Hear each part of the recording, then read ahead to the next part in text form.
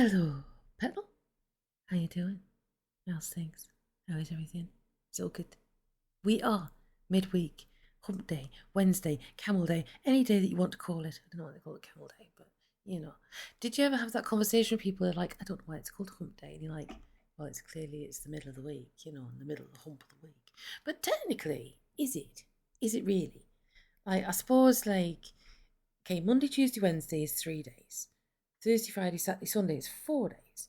So technically, wouldn't it be sort of like after midday on Wednesday? Would technically be a hump day. Or midnight. Midnight between No, it should be lunchtime on Thursday. I'm snorted. Sorry. Oh, I'm so hilarious. He isn't laughing at yourself devolving into the sign of madness or something. I don't know. But we are going to do chapter 10 of Another Fine Myth by Robert Asprin. We're going to do a little sneaky chapter today and hopefully do another one in a couple of days' time. See, getting that pace back together. As ever, if you could hit the notifications bell, like, share, subscribe if you would like to, but if you wouldn't, that's okay too, that's fine. We don't mind. So chapter 10.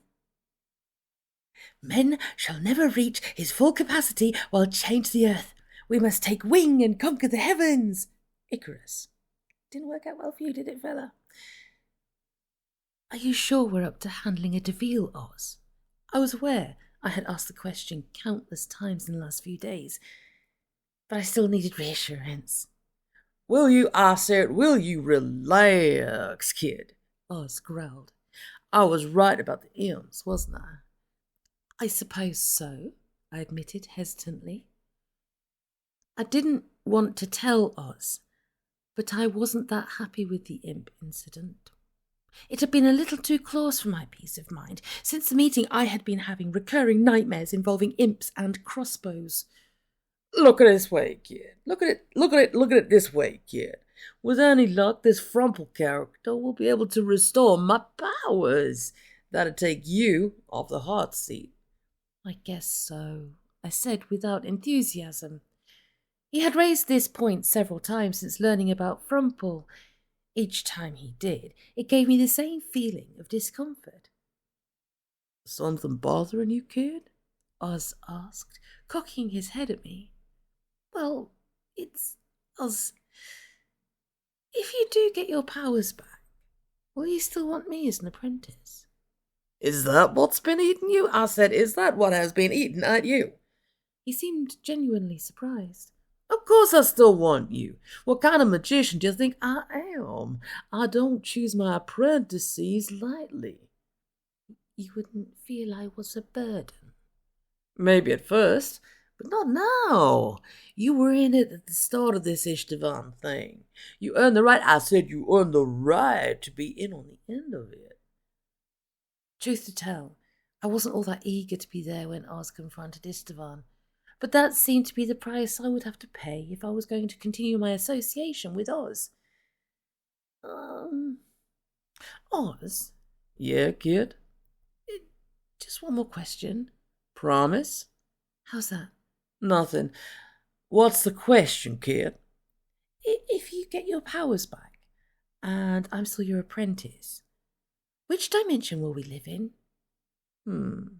To be honest, kid, I said to be honest, kid. I hadn't really given it much thought.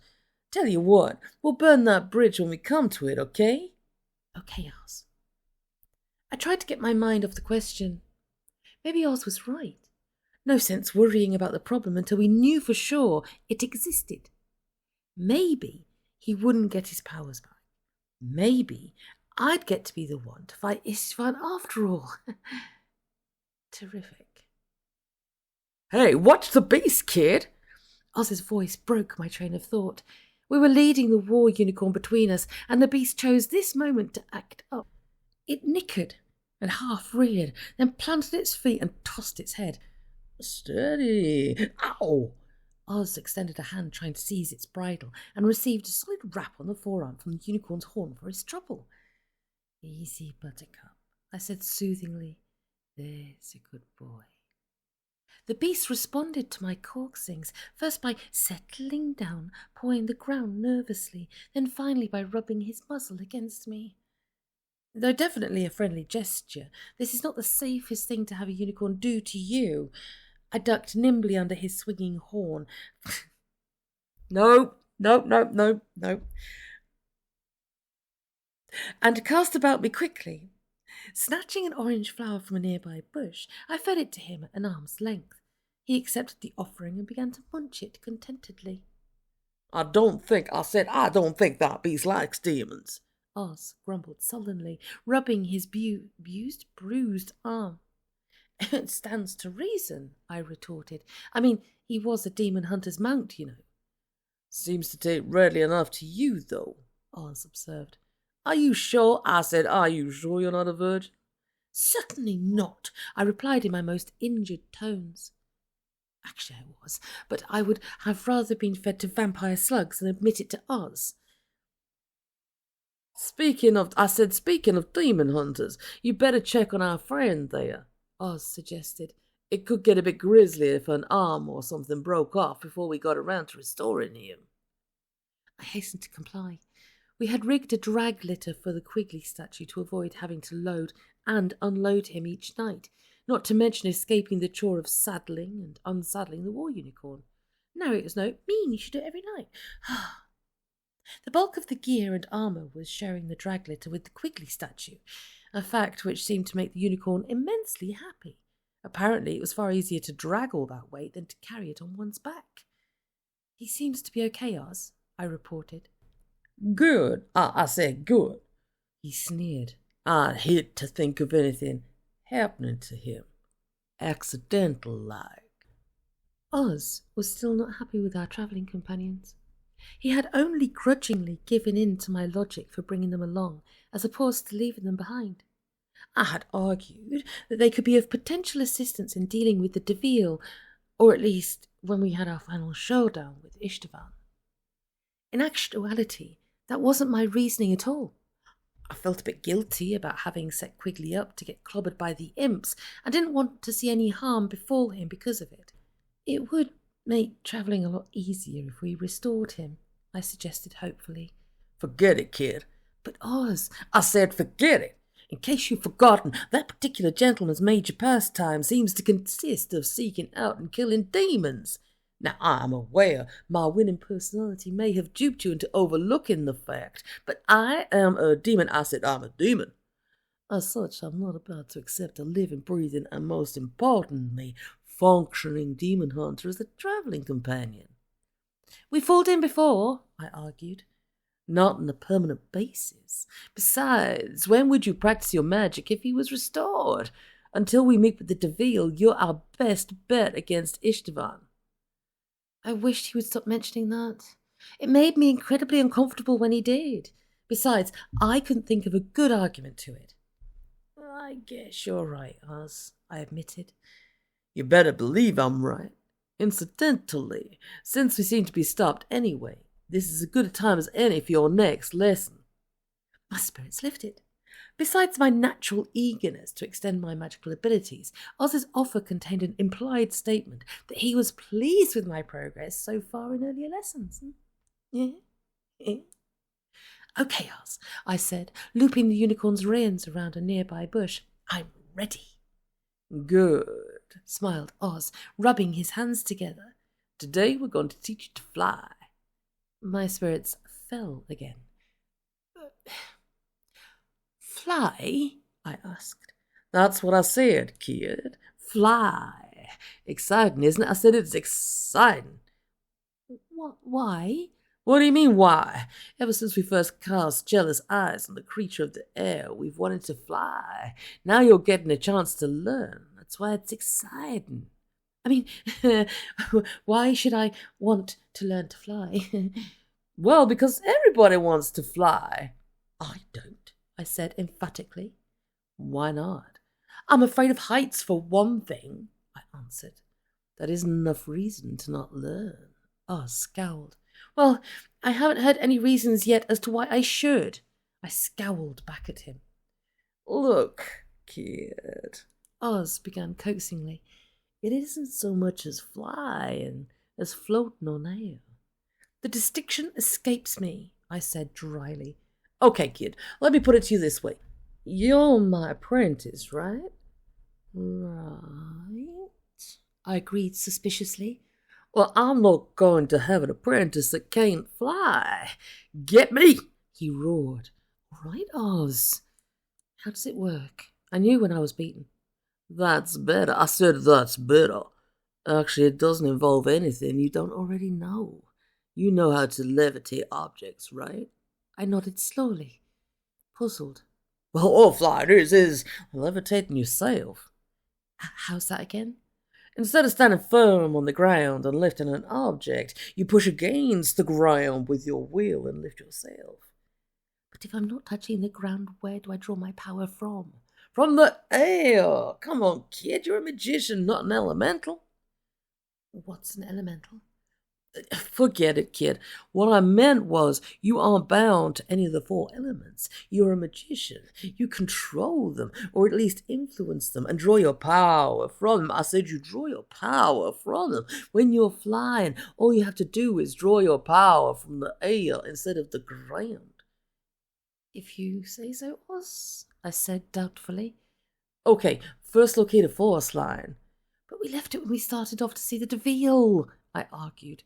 Kid, there are lots of force lines. Just because we left one on the ground force lines, I said just because we left one of them, doesn't mean we're completely out of touch. Check for a force line in the air. In the air?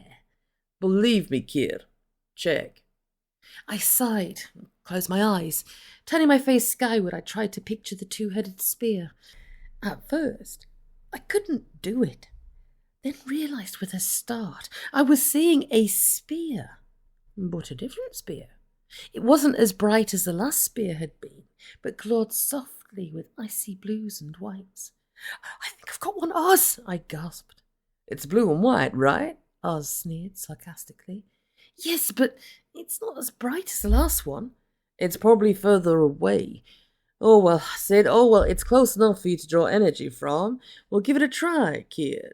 Hook into that force line and push the ground away. Slowly now. I did as I was instructed, reaching out with my mind to tap the energies of the icy vision. The surge of power I felt was unlike any I had experienced before. Whereas before, when I summoned the power, I felt warm and swollen with power. This time I felt cool and relaxed. The power flow actually made me feel lighter. Push away, kid, came Aahz's voice, gently. Lazily, I touched the ground with my mind, only casually aware of the curious sensation of not physically feeling anything with my feet. Open your eyes, kid. Adjust your trim. Aahz's voice came to me from a strange location this time.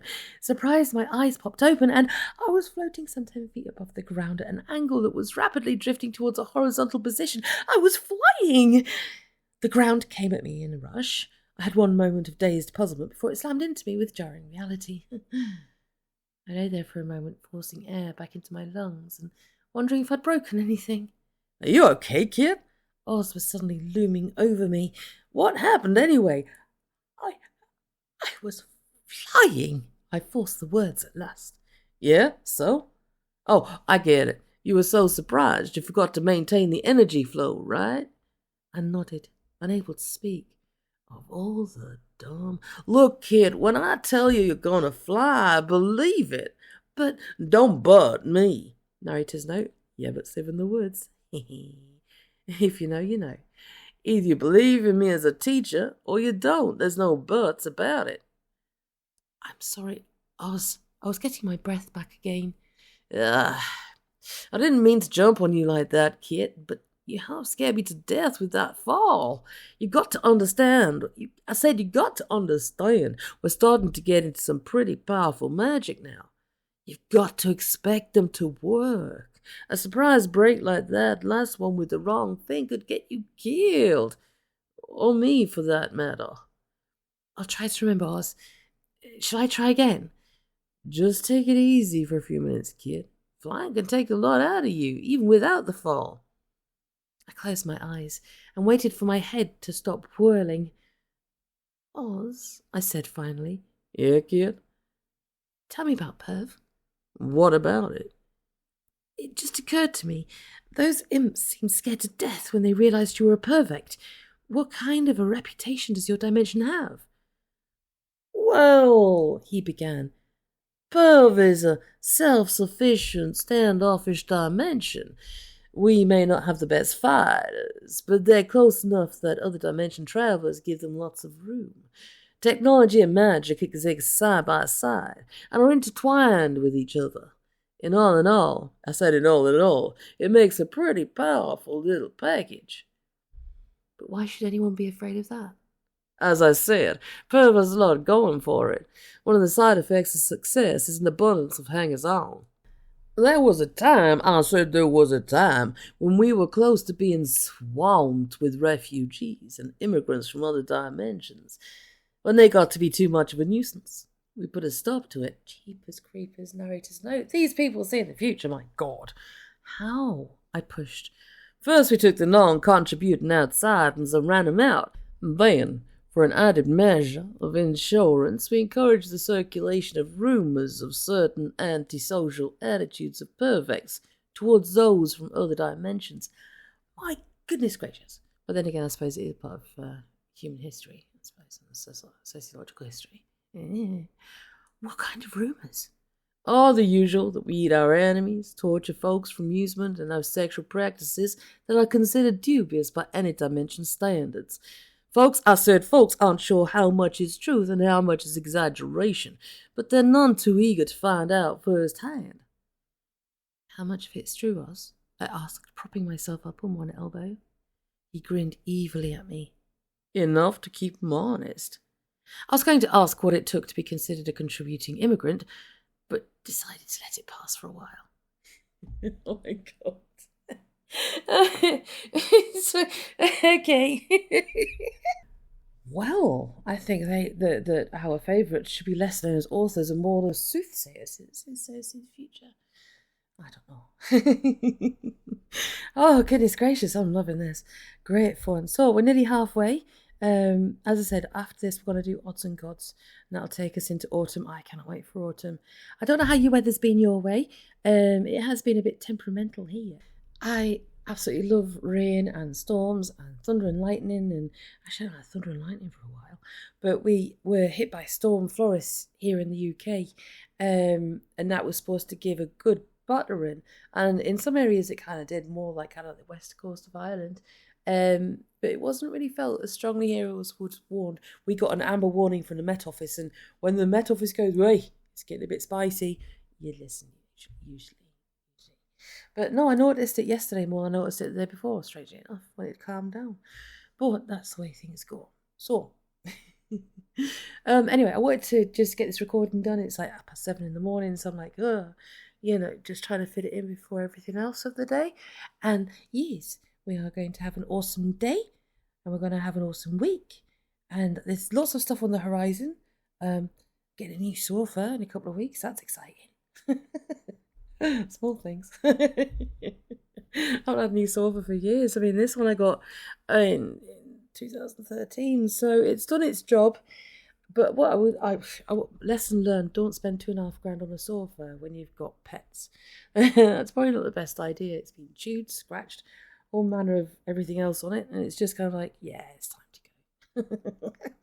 And the thing is, as far as I'm concerned, to be honest, I'm house proud, but it's their house, if you know what I mean.